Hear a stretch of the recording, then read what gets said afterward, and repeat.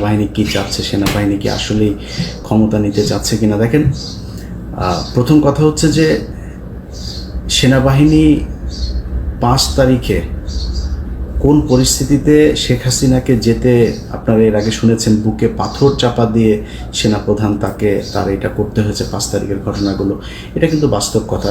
মানে সিম্পল একটা জিনিস শোনেন, পুলিশের কনস্টেবলের চাকরি নিতে গেলে আপনার কি পরিমাণে করতে হয়, মানে সরকারি যেসব গোয়েন্দা সংস্থা এই যে ভেরিফিকেশনের কাজটা যে চলে, আপনার পরিবারের ভেতরে মানে বাবা মা ভাই বোন না, এর বাইরেও 14 গোষ্ঠীর ভেতরে জামাত বিএনপির কোনো লোকজন আছে কিনা সেটা যাচাই বাছাই করে তারপরে আপনাকে চাকরিতে নেওয়া হতো। এটা সত্য কি মিথ্যা আপনি নিজেকে জিজ্ঞেস করেন।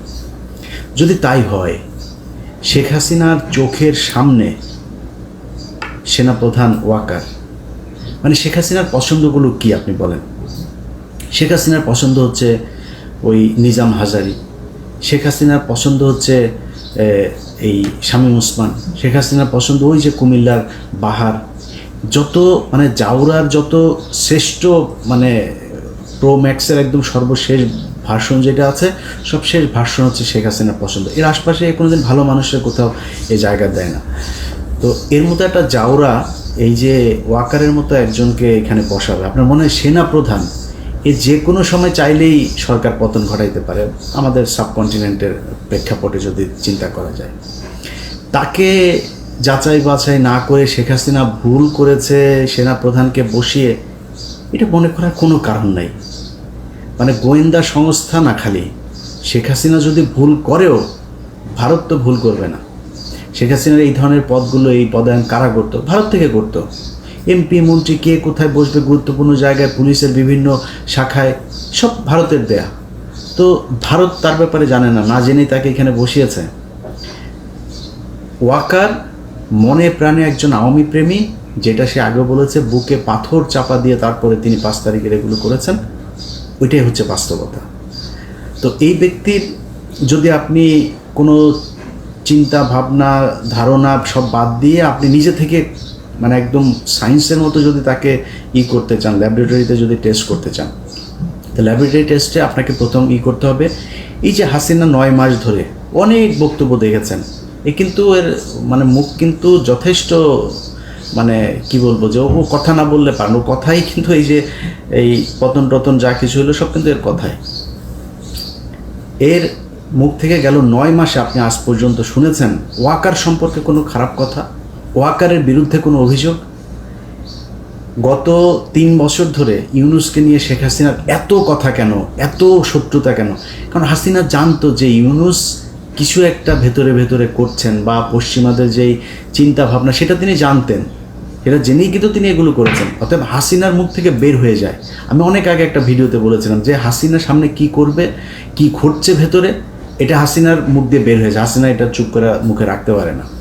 তো এতদিন ধরে ওয়াকারের বিরুদ্ধে হাসিনার কোনো অভিযোগ নাই, এর কারণ কি? আমি এর আগেও আরেক ভিডিওতে বলেছিলাম যে শেখ হাসিনার সাথে ওয়াকারের ওয়াইফের ফোন দিয়ে সার্বক্ষণিক যোগাযোগ হয়, ওয়াকারের স্ত্রীর সাথে তার প্রতিদিন কয়েকবার কথা হয়, তারপরে ওয়াকারের সাথেও কথা হয়। তো এগুলোর যদি নাকি আপনি ওই যেটা বললাম ল্যাবরেটরিতে যদি নাকি আপনি টেস্ট করতে যান, আপনি দেখেন আওয়ামী লীগ যা যা চায় ওয়াকার তা ঠিকঠাক মতো করছে কিনা। 5 তারিখে শেখ হাসিনাকে ওয়াকারের প্রথম কাজ কী ছিল? তারে অ্যারেস্ট করা। সে তো খুনি, তারা অ্যারেস্ট করেছে? করে নাই। এই যে আয়নাঘর থেকে তো সাথে সাথে বের করে দেওয়া দরকার ছিল, লোকজনরা যাইতে দেয় নেই। প্রথমেই তো তার এটা উচিত ছিল যে কোথায় আছে। সে মনে করেন আয়নাঘরের এগুলো খালি জিয়াউল হাসান সব কিছু করেছে, আর কেউ সব ফেরেস্তা। এখন জিয়াউল হাসানকে বানানো হয়েছে হচ্ছে বলির পাঠা। জিয়াউল হাসান মানে যত কিছুই তার বিরুদ্ধে অভিযোগ আছে, আমি জানি না সেগুলোর কতটা সত্য মিথ্যা আমি জানি না, কিন্তু এই লোক ছিল হচ্ছে স্ট্রেট ফরওয়ার্ড লোক। যারা যা বলতো, যারা মেরে ফেলবো তার মেরে ফেলবো, এই টাইপের লোক সে একজন। এখন এদের সাথে তেল দিয়ে চলতে পারেনি, সব দোষ তার ঘাড়ে দিয়ে সবাই ভালো মানুষ। এখন আপনি যে সেনা প্রধান হিসেবে ক্ষমতা নিলেন, আপনি জানেন না কিচ্ছু, এই যে গুমটুম হয়েছে আয়নাঘর, কোনো কিছু জানেন না। তাহলে 5 তারিখের সন্ধ্যার ভেতরে সবাইকে ওইখান থেকে বের করে, আপনার ক্যান্টনমেন্টের ভেতরেই তো ছিল এগুলো, আপনি করেন। এখন পর্যন্ত কি ক্যান্টনমেন্টের ওই আয়নাঘরে আপনার নিয়ে গেলেন কোথায়? গেলেন হচ্ছে র্যাবের একটাতে, তাও সেইটার মানে রেনোভেশন করে তারপরে নানান ধরনের পরিবর্তন এনে তারপরে মানুষকে নিয়ে দেখালেন 6 মাস পরে। 650 মানুষকে আওয়ামী লীগের ক্যান্টনমেন্টে জায়গা দিল কে? তারা এখন কোথায়? কয়দিন পর পর দেখা যাচ্ছেন এই ইন্ডিয়া চলে গিয়েছে, ও এখানে চলে গিয়েছে। কে পাঠাচ্ছে? সবশেষ হামিদ গিয়েছে।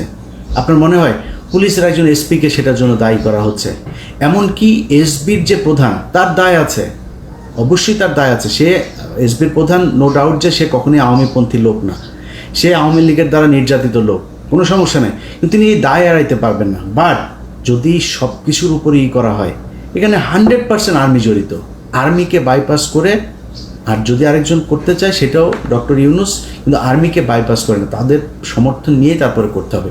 সো এই ঘটনার সাথে আর্মি জড়িত। এখন পর্যন্ত ধারাবাহিকভাবে মমতাজকে ধানমন্ডি থেকে গ্রেপ্তার করা হয়। আচ্ছা আপনি বলেন এই দেশটা টিকবে কেমনে? আমারে বলেন। ধানমন্ডির মতো জায়গায় মমতাজ এতদিন ধরে পালায়া ছিল, তো এই দেশের পুলিশ করে কি? ডিজিএফআই করে কি? এনএসআই করে কি? গোয়েন্দা সংস্থা কি করে? আপনি এই দেশ কেমনে টেকাবেন? এই যদি হয় গোয়েন্দাদের অবস্থা, তাহলে আপনি এই মানে ভবিষ্যতে যে আরও বড় ধরনের কোনো ঘটনা ঘটবে না, সেটা আপনি সামলাবেন কেমনে? পারবেন না সামলাইতে। তারপরে কি করলো? হাসিনার বাড়ি ভাঙবে পোলাপান। ওটা তো বাকশালের আতুর ঘর, ওইখানে বসে এই দেশের যত অপকর্ম সব হয়েছে, এই দুর্নীতি থেকে শুরু করে এই পর্যন্ত এই বাংলাদেশের যত অবক্ষয়, ভারতের যত যোগসাজশ, ভারতকে এই দেশে কাজ করতে দেওয়ার যত কিছু, সব ওই ঘরে বসে হয়েছে। ওইটার পাবলিক টয়লেট বানানো উচিত একদম, মানে লিটারালি। এটার এরকম না যে মানে মানুষ যায় এখন তো হিসু করে, এইভাবে না, বানাই দিতে হবে। পুরুষ মহিলার আলাদা করে মানে বাথরুম বানাইতে হবে, এবং লিখে দিতে হবে বাথরুমের ওইখানে সামনে বড় করে ব্যানার থাকতে হবে, একটু হেগে যান, এটা এই জায়গা হইতে হবে। প্রচণ্ড ঘৃণার একটা স্থান হওয়া দরকার। ওইটা মানুষ ভাঙতে চেয়েছে, জনগণ চেয়েছে, সেনাবাহিনী যায় বাধা দেয়। সেনাবাহিনীর কাজ কি? এদেরকেই করা নাকি? এদের আপনার বাধা দিতে যাইতে বললো কে? এরপরে বাংলাদেশে যত ধরনের 2 দিন পর পর এই যে আমি টেলিভিশন পত্রিকার নাম ধরে বলছি না, ডিজিএফআই থেকে নোট দেওয়া হয়, এটা মাঝখানে বন্ধ ছিল, এই গত কয়েক মাস ধরে আবার শুরু হয়েছে। নোট দেওয়া হয়, এইভাবে নিউজ ছাপতে হবে, ছাপছেন। কীভাবে আপনার এই যে ধর্ষণ চারিদিকে চলছে, এই ধর্ষণগুলোকে আপনার মানে দেখে মনে হয় কি বাংলাদেশের জীবনে কোনোদিন ধর্ষণ হয় না, এমনভাবে এটাকে প্লেস করা হচ্ছে যে বাংলাদেশে ধর্ষণে ছেয়ে গিয়েছে। এই দেশে ধর্ষণের জন্য মানে যে কোনো সময় সরকার পতনের আন্দোলন হইতে হবে, এমন একটা পরিস্থিতি তৈরি করা হচ্ছে। এই যে ঢাকা বিশ্ববিদ্যালয়ে খুন হয়েছে না, আমার কাছে এই আসামি যে 3 জন আটক করা হয়েছে, ওদের আদালতে যাওয়ার পরে ওদের রেকর্ড আমার কাছে আছে। সে রেকর্ডের মধ্যে তারা মানে স্পষ্ট বলছেন, তারা ওইখানে গিয়েছিল, যাওয়ার পরে তাদের সাথে মোটরসাইকেল নিয়ে একটা পক্ষের সাথে গ্যাঞ্জাম হয়েছে। সেই আসল গ্যাঞ্জাম হচ্ছিল আরেক জায়গায়, তাদের সাথে গ্যাঞ্জাম হচ্ছে হওয়ার এই মাঝখানে তাদেরকে ধরে ঢাকা বিশ্ববিদ্যালয়ের কিছু স্টুডেন্ট তাদের সাথে বাকবিতণ্ডার এক পর্যায়ে আপনার মারধর করে। তাদেরকে পুলিশ আসার পর তারা বললো যে তোমরা হসপিটালে যাও। তারা হসপিটালে গিয়েছে চিকিৎসা আনতে, নিজে থেকে, পুলিশ নিয়ে যায়নি। একটু পরে পুলিশ ফোন দিয়েছে, আপনারা কোথায়? এইখানে। আচ্ছা ঠিক আছে, দাঁড়াও আমরা আসতেছি। কি তাদেরকে ধরে নিয়ে এসে খুনের আসামি তারা। এখন আসল ঘটনাটা তাহলে কারা ঘটাইলো, এটা তো তাহলে আমাদের বের করা উচিত। কেন বের হচ্ছে না? কেন ঘটছে এগুলোর সাথে গোয়েন্দা সংস্থা জড়িত।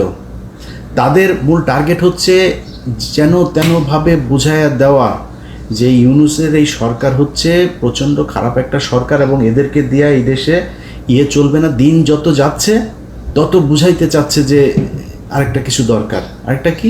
সেটা হচ্ছে সেনাবাহিনী। আজ থেকে প্রায় 3 মাস আগে কনক সারোয়ার, উনি ওনার একটা ভিডিও বানিয়েছিল, ওনারে ধুয়ে দিয়েছেন আমাকে ফোন করেছে, ভাই কনক ভাই তো ওই সেনাবাহিনীকে উস্কাচ্ছে।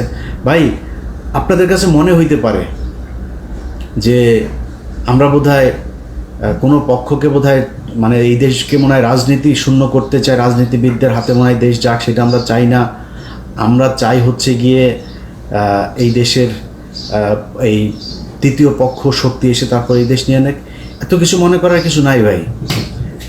আপনি যদি মনে করেন যে আমরা বিক্রি হয়ে যাইতে পারি, এখনও কারোর অত টাকা হয় নাই যত টাকা আওয়ামী লীগের ছিল, বিক্রি হওয়ার সুযোগ ছিল। তো কুরবানির আগে যেহেতু হই নাই, কুরবানির পরে বিক্রি হওয়ার কোনো কিছু নাই, ওই দাম আগের দাম আর এখন পাওয়া যাবে না। সো এটা মনে করেন না, যদি কিছু বলে থাকি না, যেটা বলি সেটা আপনাদের ভালোর জন্য বলি। আপনারা শুধু একটা জিনিস মাথায় রেখেন, এই সেনাপ্রধান সুযোগ খুঁজছেন, শুধু কোনো না কোনোভাবে সেই করা, শুধু পারছেন না একমাত্র ইউনূসের ধাক্কার কারণে। ইউনূসের সাথে ওনারা সামলায় উঠতে পারছে না। বাট আপনাদেরকে এই বুদ্ধি কে দেয় আমি জানি না। আমি ভাই খুব ছোট মানুষ, খুব অল্প বুঝি। আমার বুঝে যেটা মনে হয়, অনেককে অনেকভাবে বোঝানো হয়েছে যে চুপ্পুকে সরাইলে নাকি দেশ নাকি কিভাবে নাকি কি হয়ে যাবে। আরে ভাই, আপনি হাসিনারে সরিয়ে দিয়েছেন প্রধানমন্ত্রী, তো আপনি মানেন আর না মানেন, সে তো ওই দেশের প্রধানমন্ত্রী হয়েই ছিল। এখন প্রধানমন্ত্রী যদি নাকি অবৈধ হয়, তার ওটা যদি আপনি না মানেন, তো রাষ্ট্রপতি কোত্থেকে আসলো? ওই সংসদ থেকেই হয় নাই রাষ্ট্রপতিটা? ওই সংসদ আপনি মানেন না। আপনি এই যে ইশরাককে আপনি বানাইতে দিচ্ছেন না, অনেকেই ফতোয়া দিচ্ছেন যে ইশরাককে বানানো যাবে না। কেন? কারণ হচ্ছে ইশরাক ওইটা যদি দেয় তাহলে তো ইশরাককে আবার আমাদের ওই নির্বাচনটা মেনে নেওয়া হবে। আর ভাই, ইশরাককে নির্বাচন আপনার ওইটা দিতে বলছে কে? ইশরাককে তো মানুষ নামই দিয়েছে জনতার মেয়র, ওই এমনিতে যায় বসবে। ওরা আপনার ওই নির্বাচনের হিসাবে দেওয়ার দরকার। অনেক জায়গায় বসাচ্ছেন না লোকজন, আপনি রিটায়ার্ড পুলিশের লোককে আইনে পুলিশের আইজিপি বানাচ্ছেন, কমিশনার বানাচ্ছেন। আর ইশরাকের মতো একজন মানুষকে, আপনি এত জনপ্রিয় একজন মানুষকে আপনি দিচ্ছেন না, আপনার সিটি কর্পোরেশনের মেয়র হইতে দিচ্ছেন না। তো এইসব মানে বানায় নিজেদের ভেতরেই করে। বিএনপি জামাতের ভিতরে বিশাল ফাটল। ভাই, আপনি কি মনে করেন যে এই দেশে যদি নাকি ইন্ডিয়া আবার এই দেশের দখল নেয়, কন্ট্রোল নেয়, আপনার মনে হয় বিএনপি বা জামাত কাউকে মানে ছেড়ে দিবে? এটা বিএনপির, ওরা কিছু বলিস না আমাদের লোক, এটা বলবে যে জামাত আমাদের খুব করেছে, আমাদের মাফ করে দিয়েছে, জামাতের ওদের কিছু বলিস না। মনে হয় আপনাদের ভিতরে সুকৌশলে এবং সোশ্যাল মিডিয়াতে, আমি গতকালকে আমার ফেসবুকে একটা পোস্ট করেছে, এই যে নিজুম মজুমদার, যে হারপিক মজুমদার আছে, এই হারপিক মিলে ওদের তো ধরেন সারাদিন কোনো কাজ নেই, এখন ওদের খালি অপেক্ষায় থাকে যে, এটা আমরাও ছিলাম এক সময়, যে কখন হাসিনার পতন হবে। ওদের কাজ হচ্ছে ওইটা। বাট আমাদের সাথে যেই জনসমর্থনটা ছিল, ওদের সাথে সেই সমর্থনটা নাই। পার্থক্য শুধু এই জায়গাটাতে। ওরা করছে কি, বিএনপির নামে আইডি খুলছে, অমুক উপজেলা যুবদল, অমুক জেলা ছাত্রদল, এভাবে খোলা বিএনপির আবার শিবিরের নামেও খুলছে একইভাবে। বিএনপিকে দিয়ে বলাচ্ছে শিবিরকে, জামাতকে, আবার জামাতকে দিয়ে খালেদা জিয়াকে নিয়েও খুব বিশ্রী ভাষায় কথাবার্তা বলাচ্ছে। বিএনপির লোকজন খেপছে। এই যে দুই পক্ষের মধ্যে মুখোমুখি দাঁড় করিয়ে দেওয়া হয়েছে, দাঁড় করিয়ে দিয়ে বোঝানো হচ্ছে যে তোমাদের জন্য বিএনপির চাইতে আওয়ামী লীগ বেটার একটা প্রতিপক্ষ। আবার বিএনপিকেও বোঝানো হচ্ছে যে তোমাদের জন্য জামাতের চাইতে আওয়ামী লীগ অনেক ভালো, বেটার প্রতিপক্ষ। কারণ জামাত আসলে জামাতের অনেক বেশি জনপ্রিয়তা লাভ করবে, তাদের কাছ থেকে তোমরা কখনো ভোটে জিততে পারবে না। এই যে জিনিসগুলো বুঝায়া যা করা হচ্ছে, সব গোয়েন্দা সংস্থার খেলা। এবং এই গোয়েন্দা সংস্থা কন্ট্রোল হচ্ছে কোত্থেকে? ভারত থেকে। তো যে বিষয়টা নিয়ে ভিডিওটা আজকে করতে এসেছি, ভাই সিম্পল, শুধু নিজে হিসাব মিলান। বিডিআর হত্যাকাণ্ড, এই দেশের প্রধান, এই বাংলাদেশকে 15 বছর যে আপনার কন্ট্রোল করলো ভারত, সেটার প্রধান দরজা ছিল হচ্ছে পিলখানা হত্যাকাণ্ড। এই পিলখানা হত্যাকাণ্ডের বিচার কে হইতে দিচ্ছে না? সেনাপ্রধান হইতে দিচ্ছে না। প্রথম আলো, এই দেশের জঙ্গি নাটকের মূল হোতা, সেই প্রথম আলোর সামনে লোকজন গেল জিয়াফত করতে, ওর অফিস ভাঙতেও জানে, কারোর ধাক্কাও নেই, অফিসে গায়েও হাত দেয়নি। আর্মি সরাসরি চলে গেল, পুলিশের আগে আর্মি সেখানে যায় লোকজনের মারলো। একটা ছেলেকে প্রথম আলোর নিচে নিয়ে সেনাবাহিনীর পোশাক পরা লোকজন সেখানে তাকে মারলো। এইসব ঘটনাগুলো কি আপনারা ফালাইতে পারেন না কিছু? আপনারা দেশে এই রাজনীতি মারাইতে আসছেন। আর বেটা যা, ওই পার্বত্য চট্টগ্রামে যা। পার্বত্য চট্টগ্রাম নাই হয়ে গিয়েছে। পার্বত্য চট্টগ্রামে বাংলাদেশের কোনো দখল নাই। আমার লাস্ট হাসিনুর ভাই আমার আসছিলেন, উনি যা বললেন আমি অবাক হয়ে গেলাম, আমি নিজেও জানতাম না। সন্ধ্যার পরে আপনি নিরাপত্তা চৌকি উঠায় নিতে হয় সেনাবাহিনীর। সমস্যা তো হয়ই সন্ধ্যার পরে, কাজ অপকর্ম যা হয়, চোরা কারবারি থেকে শুরু করে যত ধরনের জঙ্গিদের হয়, এগুলি তো ওই পার্বত্য চট্টগ্রামের যে জঙ্গি, যেগুলো ভারতীয় জঙ্গি আছে, এগুলো সব রাতেই করবে, রাতে উঠায় নিতে হয়। তাদের ওইখানে আপনি যাদের যেসব করতে হইতো, মানে অবদান রাখতো, যারা কিনা খুব এই বাহিনীতে খুব সুনামের সাথে কাজ করতো, তাদেরকে কিছু অ্যাওয়ার্ড দেওয়া হতো, সেগুলো বন্ধ করে দিয়েছেন। আর্মিকে দিয়ে ভাত খাওয়াচ্ছেন, আপনার ক্যাম্প প্রত্যাহার করে নিচ্ছেন। আপনি ওইখানে যান, আপনার ওইখানে কাজ, আপনি এখানে বসে বসে এই দলের ওই দলের গুতাগুতি আপনার এগুলি করা লাগে কেন? এগুলি করবেন, করে তারপরে নিজের বিশাল আকারে নায়ক বানাবেন। আমি একদম ঠিক জেনারেল আজিজের প্রতিচ্ছবি আপনার ভেতরে দেখছি। জেনারেল আজিজ যেভাবে পচেছে আপনি ঠিক একইভাবে পচবেন। আপনি এই ডিজিএফআই দিয়ে লেখায়া বিভিন্ন গণমাধ্যমে আপনি লেখাচ্ছেন, এটা কইরা আপনি নিজের করতে পারবেন না। আমরা এখনো বেঁচে আছি ভাই, আমাদেরকে কিনতে পারবেন না। ডিজিএফআই ওই টাকা পয়সা দিয়া ওই যে কি বলে ওর নাম কি, ডাক্তার জাহিদ টাহিদ আরও কিছু ইউটিউবাররা আপনারা কিনছেন, মাসে মাসে পে করেন, অন পেমেন্টে এদেরকে দিয়ে আপনারা নিজেদের পারপাস সার্ভ করেন। এগুলি দিয়ে আমাদের কাউন্টার দেওয়া যাবে না ভাই। বাংলাদেশের পুরো টেলিভিশন পত্রিকা মিলে আমাদের কাউন্টার দিতে পারেন। আপনি এই ডাক্তার জাহিদ মাহিদ এগুলি 2 টাকার আপনাদের এই পোশাক কুকুর এগুলি দিয়ে আপনারা আমাদের কাছে আসছেন করতে, এটা দিয়ে হবে? অতএব আমি আর্মিকে বলবো ভাই, আপনাদের সোজা হইতে হবে, শেখ হাসিনার কথা ভুলে যাইতে হবে, আওয়ামী লীগের কথা ভুলে যাইতে হবে, ভারতের কথা ভুলে যাইতে হবে। তাদেরকে এই দেশে আবার ফের পুনর্বাসিত করবেন, এই চিন্তা, এই স্বপ্ন আপনার মন থেকে সরায় ফেলতে হবে। বিডিআরের বিচার করতে হবে, তদন্ত করতে হবে, যারা আছে তাদেরকে ছাড়তে হবে এবং এদের যথাযথ ক্ষতিপূরণ দিতে হবে। এই যে পরিবারগুলোকে ধ্বংস করা হয়েছে এগুলোর ক্ষতিপূরণ দিতে হবে। সেনাবাহিনীর যারা যারা এর সাথে জড়িত ছিল তাদের সবাইকে গ্রেপ্তার করতে হবে। ওই ঘরবন্দি নজরবন্দি ক্যান্টনমেন্টের ভেতরে আপনাদের আলাদা সেলের মধ্যে রাখা এইসব ধনফন বুঝায় পাবলিকের লাভ নাই। এদেরকে গ্রেপ্তার করতে হবে এবং সাধারণ আইনে গ্রেপ্তার দেখাইতে হবে, বিচারের মুখোমুখি করাইতে হবে। আপনারা এখান থেকে বের হইতে পারবেন। আমি অন্তত বেঁচে থাকা অবস্থায় আপনি বিডিআরের এটারে নিয়ে মানুষকে যা তা বুঝায় তারপরে আপনি বেঁচে যাবেন, ভারতকে বাঁচাবেন, আওয়ামী লীগকে বাঁচাবেন, আর্মির এইসব কালপিটদের বাঁচাবেন, এটা সম্ভব না। এটা এদেশে হইতে দেওয়া হবে না।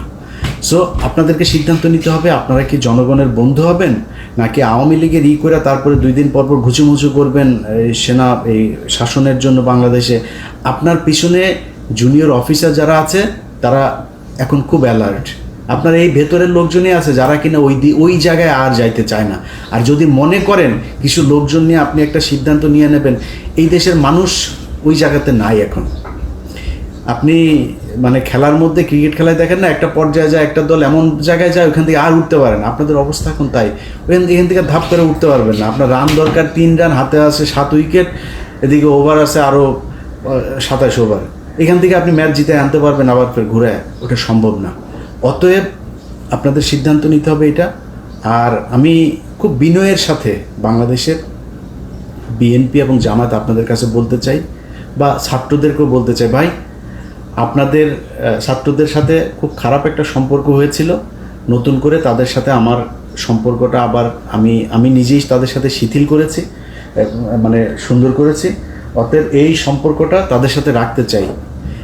আপনাদের কাছে অনুরোধ একটা, তাদেরকে আমি এটাই বলেছি যে ভাই এই প্রথম আলো, ডেইলি স্টার, এই ইন্ডিয়া, আওয়ামী লীগ এইসব ফাঁদে পা দেওয়া যাবে না। আপনাদের আমার নিয়ে গালাগালি করেন, আমি কিচ্ছু বলবো না, কিন্তু আমার যখন আপনারা দেখবো আমি প্রথম আলোতে গিয়েছেন তখন ভাই আমার রক্ত এগুলি টকবক করে ফুটতে থাকে, আমি নিজেরা কন্ট্রোল করতে পারবো না তখন। সো এটা তাদেরকে বলা আছে। ছাত্রদেরকেও বলি, ভাই আমারে কারোর ক্ষমতার ভাগ দেওয়ার দরকার না। আমি কারোর কাছে কোনো চেয়ার চাই না, কোনো পদও চাই না, কিছুই চাই না, 1 টাকাও চাই না। যেখানে ছিলাম ওইখানেই আছি, এইখানেই থাকবো। আল্লাহ যেন সারা জীবন ওই জায়গাতে রাখে। আল্লাহর কসম করে বললাম ভাই, এই ভিডিওটা যখন রেকর্ড করছি তার কয়েক মিনিট পরে মাগরিবের নামাজ, এই সন্ধ্যার সময় সবার সামনে আল্লাহর কসম করে বললাম, মৃত্যুর 8 দিন পর্যন্ত এই জায়গাতেই থাকবো ইনশাআল্লাহ। এই দেশের সার্বভৌমত্ব রক্ষায় আমার অনেক ভুল থাকতে পারে, কিন্তু নিজের জানতে আমি আমার নিজের সজ্ঞানে কোনো দিন এই দেশের বিরুদ্ধে অবস্থান নেব না, এটা মনে রাখেন। সো আপনাদের দেশ আপনারা চালাবেন, আপনারা ক্ষমতায় আসবেন, আপনারা বিরোধী দলে যাবেন, যা মনে চায় করেন, কিন্তু এই দেশটা এই দেশের ভেতরেই থাকতে হবে। ভাই চাঁদাবাজি করেন, কোন ছাত্র কার কাছ থেকে টাকা নিয়েছে, কোন বিএনপির লোক কোন জায়গায় চাঁদা নিয়েছে, কোন জামাতের লোক কোন জায়গায় চাঁদা নিয়ে, আমার যায়ও না আসেও না, যা মনে চায় করেন, শুধু টাকা বিদেশে পাঠায়েন না। আর এদের সাথে হাত মেলানো যাবে না। এদের সাথে যে হাত মেলাবেন তারে আমি যখন যেভাবে আগেও বলেছি এখনও, যখন যেভাবে তাকে ন্যাংটা করার সুযোগ পাবো আমি কিন্তু ন্যাংটা করে দেবো। তো ওই জায়গাটা ঠিক রাখেন। আর আপনাদের কাছে সবচেয়ে বড় অনুরোধ যেটা, সেটা হচ্ছে যে আপনারা তো ক্ষমতা চান, তাই না? ক্ষমতা চাইতে হইলে আপনারা যেটা মনে করছেন যে আমরা মনে হয় তৃতীয় কোনো পক্ষকে সুযোগ সুবিধা, না ভাই, আপনার মাথায় রাখতে হবে তারেক রহমান এখনো পর্যন্ত দেশে ফেরে নাই। নিশ্চয়ই দেশে ফেরার মতো পরিস্থিতি হয় নাই, তাই ফেরে। খুব সিম্পল হিসাব, কেন হয় নাই, যেই কারণে হয় নাই সেটা আপনারা নিজেরা চিন্তা করেন। কারা কারা এখনো পর্যন্ত সেই সরকারের এই কি বলে এই আওয়ামী লীগ সরকারের লেসপেন্সার যারা যারা এখনো পর্যন্ত আছে তাদেরকে সরানোর ব্যবস্থা করেন। প্রথম আলো, ডেইলি স্টার সহ এই যে সন্তোষ শর্মা টর্মা এই যারা যেগুলো আছে এগুলোর ব্যাপারে চোখ কান খোলা রাখেন। ভাই এখনো পর্যন্ত নিজেদের মধ্যে এই দ্বন্দ্ব করার সময় এখনো আসে নাই। এখানে যদি ভারতকে যদি আবার আপনি সুযোগ দেন, ভারত হাসিনা আসতে পারবে না হয়তো, কিন্তু ভারত ওই আওয়ামী লীগের মতোই আরেকটা শক্তিকে এখানে দাঁড় করাবে। সো সেটা যদি হয় আপনার মাথায় রাখতে হবে, আপনাদের বিএনপি করেন যারা, আপনাদেরকে ভাই পরীক্ষা নেওয়ার কিছু নাই। আপনারা এই গেল 15 বছরে যারা কিনা এখন নতুন করে আবার বিএনপিতে যোগ দিচ্ছেন তারা না, এই গত 15 বছর যারা বিএনপি করেছেন, সে ভালো খারাপ যা মনে চায় সে অন্তত এইটা প্রমাণ করেছেন যে আপনি ভাই দেশপ্রেমিক, এবং ভারতের ব্যাপারে আপনি কোনো ছাড় দেন নাই। কিছু তো আছেই, বিএনপি জামাত এর মধ্যে কিছু আছে যারা কিনা ভেতরে ভেতরে তাদের সাথেও যুক্ত ছিল, আমি তাদের কথা বলছিলাম, কিন্তু বাংলাদেশের সংখ্যাগরিষ্ঠ বিএনপি জামাত পরীক্ষা দিয়ে এসছেন আপনারা। আপনাদের এই দেশের অনেক অবদান, আপনাদেরকে তুচ্ছ তাচ্ছিল্য করে আপনাদের বিরুদ্ধে কথা বলার ওই শক্তি সাহস কোনোটাই আমার নাই। আপনাদের কাছে খালি অনুরোধ ভাই, আল্লাহর ওয়াস্তে আওয়ামী লীগ এবং ভারত এই দুইটার ব্যাপারে আপনাদের সজাগ থাকতে হবে। আমার ব্যাপারে, আমাদের ব্যাপারে আপনাদের কোনো টেনশন করার দরকার নেই যে আমরা মনে হয় উস্কাচ্ছি কাউকে বা কোনো কিছু, এরকম কোনো কিছু না। এখানে সেনাপ্রধান চাচ্ছে সে একটা সেনা শাসনের দিকে নিয়ে যাইতে, তার একটা বলয় তৈরি করতে, বিভিন্ন জায়গায় তার প্রভাব বিস্তার করতে। এটার ব্যাপারে আপনাদেরকে সজাগ থাকতে হবে। সেনাবাহিনীর কোনো ফাঁদে কেউ পা দেবেন না। সেনাবাহিনী যদি নাকি কোনো নোট দেয়, কোনো কিছু দেয়, আমি নিজেও এখন এই ব্যাপারে খুবই অ্যালার্ট। কোনো কিছু কেউ দিলেই আমি সেটা সেনাবাহিনীর পক্ষে বিপক্ষে কারোর এটা বলার ব্যাপারে আমি খুব চেক করে তারপরে করি। আপনারা সেটার ব্যাপারে সজাগ থাকবেন। আরেকটা জিনিস, যারা কিনা এখন উদীয়মান নেতা আছেন, আমাদের দেশের বুড়াগুলোর কাম শেষ, এগুলোর সবগুলোর ভিডিও টিডিও ওই ওদের হাতে আছে, এরা নড়চড় করতে পারবে না। উদীয়মান নেতা যারা আছেন ভাই, সরাসরি বলি, কেউ কিছু মনে করেন না, গার্লফ্রেন্ড আছে, মেয়ে মানুষের সাথে হোটেলে যান, যেখানে যান যাই করেন, আমি ধর্ম ব্যবসা করতে আসি নাই ভাই, এটা করেন না। প্রথম কথা হয়েছে এটা করেন না। যদি করেন খুব সাবধানে, কার সাথে কথা বলেন সেগুলি খুব সাবধানে, কার কাছ থেকে টাকা নিচ্ছেন খুব সাবধানে, খুব হিসাব করে এগুলো করেন। কারণ আপনার এইটা দিয়ে আপনাকে বাধ্য করা হবে একটা কাজ করতে। আপনার যখন একটা ভিডিও থাকবে, আপনার যখন একটা অডিও থাকবে, আপনার টাকা লেনদেনের কোনো একটা ডকুমেন্টস থাকবে, তখন আপনাকে দিয়ে যে কোনো কাজ করাইতে তাদের সুবিধা হবে যে তোমার এটা ছাড়া দেবো, তাড়াতাড়ি এটা করো। সো ওই সুযোগটা আপনারা দিয়েন না। আমাদের উপরের যারা আছে সিনিয়র নেতা শেষ, সবার জীবন শেষ। এগুলো ইন্ডিয়ার কাছে ধরা, প্রথম আলোর কাছে ধরা। প্রথম আলোর যে এই যে মেরিল প্রথম আলো আছে না, এই যে নর্তকীদের এনে যে দেওয়া হয়, এই নর্তকীদের দিয়ে তারপরে টানা হয়, বড়শি দিয়ে তারপরে মাছ টানা হয়, টেনে এনে তারপরে বড়শির মধ্যে করে এগুলোর দিয়ে সারা জীবন শিকার করা হয় চারিদিকে। সো এই নায়ক নায়িকা, গায়ক গায়িকা, সুন্দরী মডেল, তারপরে হঠাৎ করে বাসের মধ্যে পরিচয়, সিএনজিতে পরিচয়, ফোন করে ভাইয়া আপনার কাছে দেখেছিলাম, এসব থেকে খুব সাবধানে। এই থেকে যদি সাবধানে না থাকতে পারেন, আপনি জীবনে কোনো দিন এই দেশে রাজনীতি করে আপনার নিজের যে ইচ্ছা, আমার বিশ্বাস অনেক মানুষ আছে, ইভেন আসিফ নজরুলের কথা বলে, আসিফ নজরুল নিজেও দাঁড়াইতে পারে না শুধুমাত্র এই একটা কারণে, সেটা হচ্ছে মেয়ে মানুষের ভিডিও টিডিও এগুলো তার আছে। আমার বিশ্বাস যে আসিফ নজরুল এমন একটা মানুষ, সে কিন্তু সম্মান চায়, সম্মানিত হইতে সুন্দর করে কথা বলেন, তিনি পারেন না, ওই একটাই কারণ। অতএব উদীয়মান যারা আছেন তারা খুব সাবধানে। সামনের সময়গুলো ভাই খুব ক্রিটিক্যাল। আমরা চাই ইউনূস একটা সুন্দর পরিস্থিতির ভেতর দিয়ে নির্বাচন দিবে, এবং সেই নির্বাচনটা যত দ্রুত সম্ভব তত দ্রুত দিবেন, যাতে এই দেশে নির্বাচিত একটা সরকার আসতে পারেন এবং সেই সরকারের অধীনে আমাদের দেশ চলবে। তার আগ পর্যন্ত সবাইকে খুব খুবই হিসাব করে চলতে হবে। বিএনপি জামাত আপনাদের ভেতরে যে দ্বন্দ্ব ভাই, অনেক নতুন নতুন বিএনপির সাপোর্টার হয়েছে যারা কিনা এখন নিজেকে বিরাট বিএনপি দাবি করার জন্য সারাদিন জামাতের বিরুদ্ধে বলে। জামাতের কিছু পক্ষের লোকজন এসে যারা সারাদিন, আমি ভাই জামাতের নেতা তারেক রহমান, শফিকুর রহমান সবাই নিয়ে যা মনে চায় বলবো, আমার যদি কোনো কিছু বলতে ইচ্ছা করে আমি বলবো, কিন্তু এইটা মনে রাখেন আমি আওয়ামী বিরোধী ভাই, আমি ইন্ডিয়া বিরোধী, এইটা মাথায় রাখেন। যদি আপনাদের বিরুদ্ধে কিছু বলি শুধু ওই জায়গায় আমাকে আঘাত করলে, প্রথম আলো, ডেইলি স্টার, সন্তোষ, ইন্ডিয়া এগুলোর ব্যাপারে যদি আঘাত করেন আমি আপনার বিরুদ্ধে বলবো, এর বাইরে আমি বলবো না। কিন্তু নতুন নতুন গজিয়ে ওঠা কিছু বিএনপি জামায়াতের সাপোর্টার হয়েছে, তাদের দেখানো রাস্তায় নিজেদের মধ্যে গুতাগুতি বন্ধ করেন, গুতাগুতি করেন। এই দেশে বিএনপি ক্ষমতায় আসবে, জামাত বিরোধী দল হবে, এনসিপি বিরোধী দল হবে, এনসিপি ক্ষমতায় আসবে, জামাত বিএনপি বিরোধী দল হবে, কোনো সমস্যা নেই, দেশ চালান আপনারা এইভাবে। আপনারা মন্ত্রী হন, এমপি হন, যা মনে চায় হন, আমাদের কোনো যায় আসবে না। কিন্তু নিজেদের ভেতরে ঠিক রাখেন, আওয়ামী লীগ ইন্ডিয়ার ব্যাপারে একদম সুস্পষ্ট একটা অবস্থান রাখেন। ওই জায়গাটা ঠিক না রাখতে পারলে সামনের পরিস্থিতি কোন দিকে যায় সেটা বলা খুব মুশকিল। যাই হোক, ভিডিও অনেক লম্বা হয়ে গেল। যারা শেষ পর্যন্ত শুনেছেন আরও একবার আপনাদেরকে ধন্যবাদ জানাচ্ছি।